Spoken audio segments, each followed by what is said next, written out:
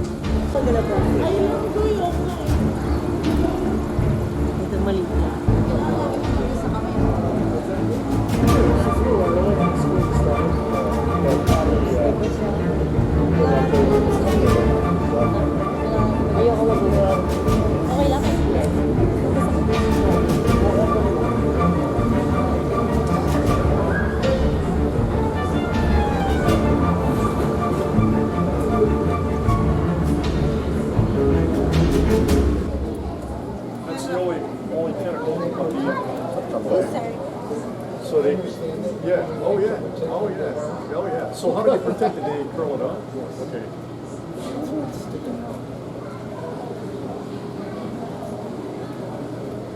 Mira, ves, I should never fight because the suckers get real small. You should go down. Because it's swimming around. You turn sideways.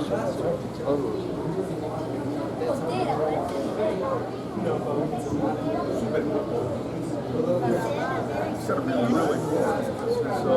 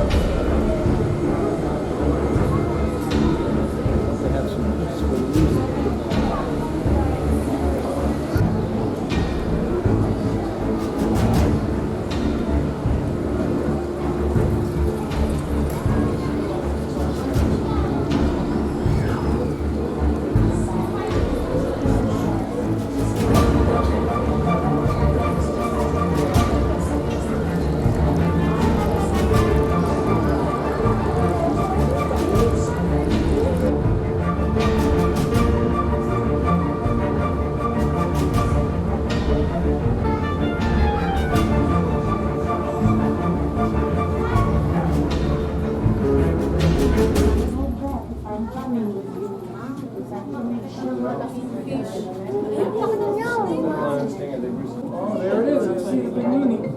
Yeah. Yeah. The big fish. The big fish. I don't know the specifics, each one's name, but it's two types in here are surgeon fish and wrasse fish. Female, they just turned male about a month or two ago. Wow. And the surgeon fish, here we go. Surgeon fish, I'm hoping to get a good photo up here. So you wouldn't want to grab Dory from Finding Nemo by the tail. You do not want to grab her because any fish with that little spine on the back. There it is. There's the needy fish. And what kind of fish is that? It's, I know it's a wrasse. Oh. I just know the two species. They're all born females, then they become males. No, just the biggest one. Just the biggest one. Really pretty purple eyes too. Those are the fish down at the bottom.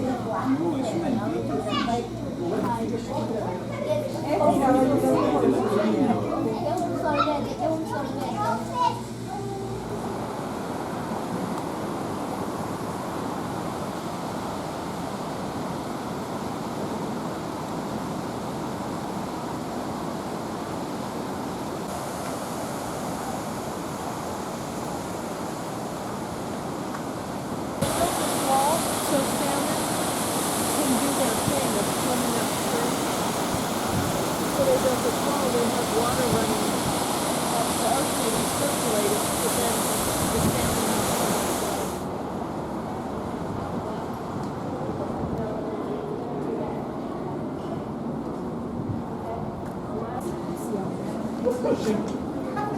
If you want to join us, please come on over. I do just have one request for everyone who's already over here. How's everyone out here doing? Can you see? You good? See? All right. A little bit quiet this morning. So Elise, maybe we can start off by talking about who we have in the exhibit there with you. So we have 4 Morgan in here. You can see from there. You can't see over here. We need it back over here. Because that's where your height is. Airport runway. Hey, watch. They're giving them food. His line on his back.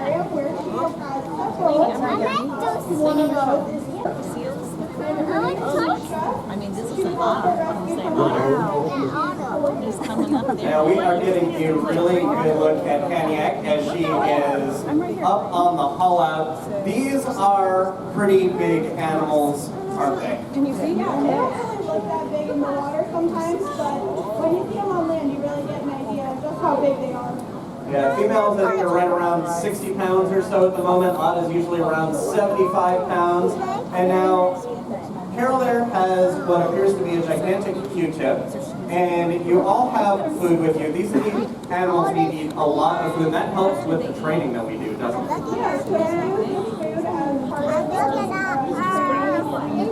positive reinforcement or orient them in a certain way. So sea otters do eat about 7 to 9 meals a day here at the Seattle Aquarium. They're a little bit like hobbits in that way, eating constantly. We've got a really wide variety of seafood for it going. Look at him. See, he just got coming out. He just got with the shell. It looks like shells, doesn't it?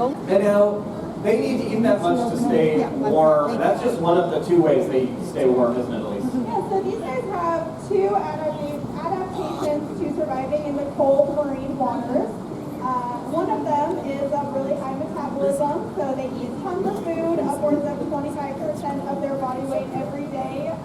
Thick enough to keep their skin completely dry, which is really important because these otters live up in Alaska. Water up there gets pretty cold, doesn't it?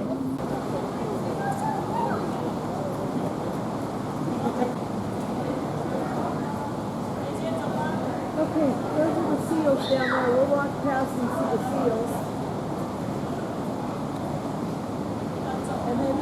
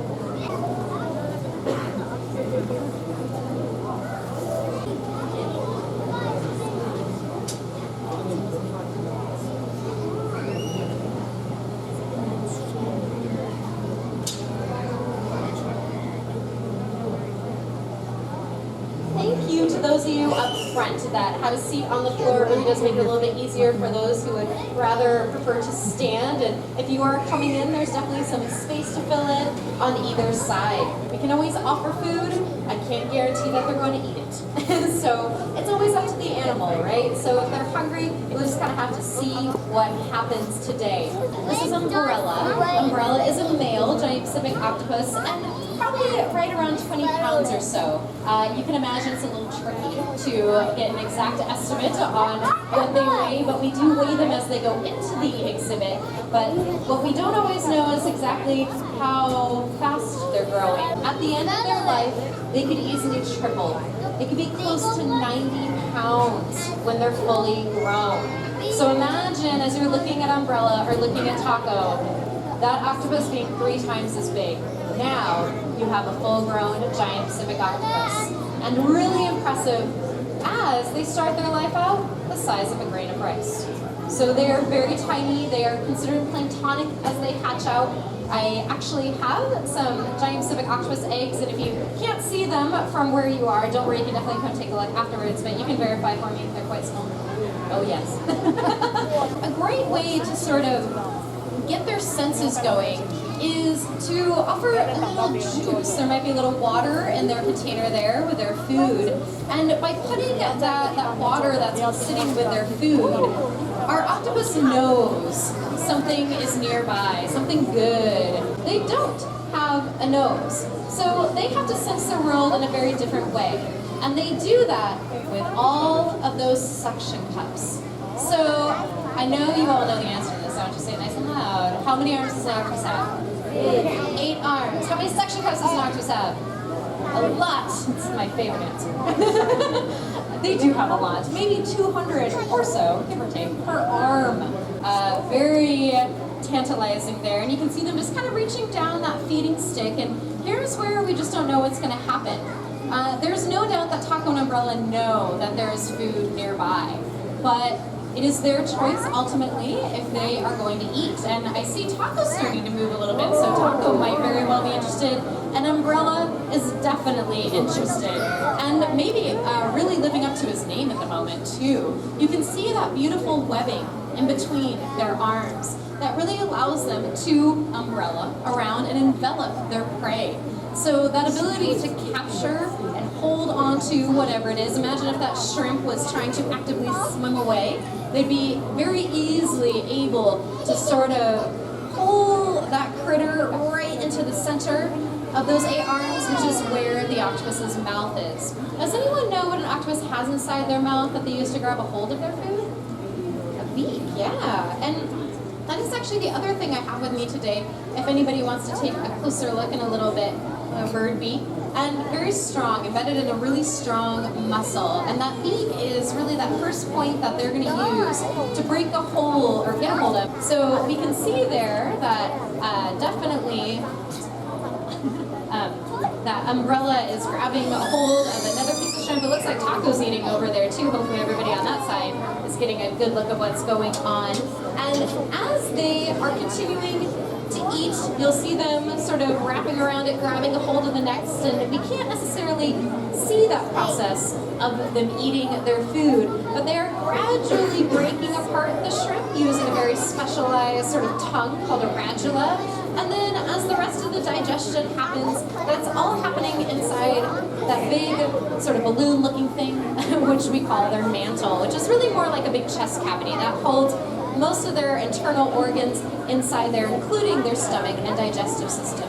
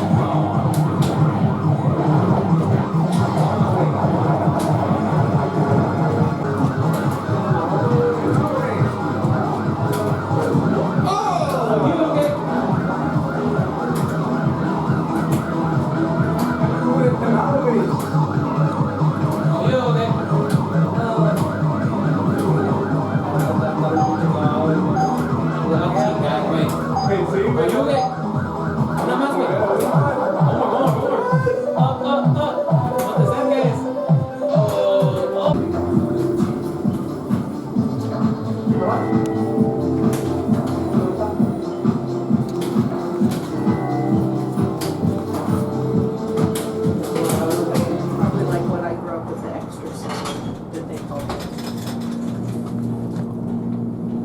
You take some of that, it's already done. Slice it, make pizza.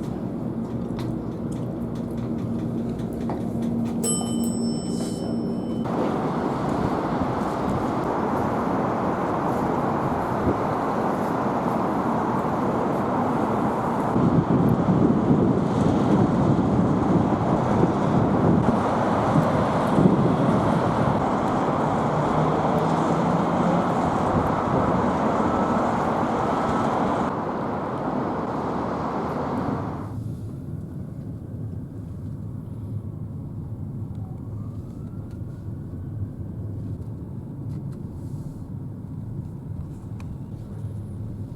I know.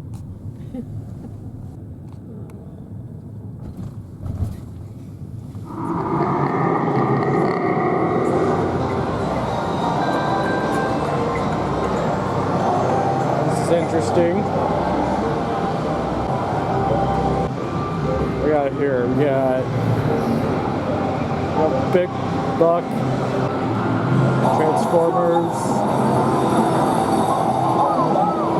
What is this?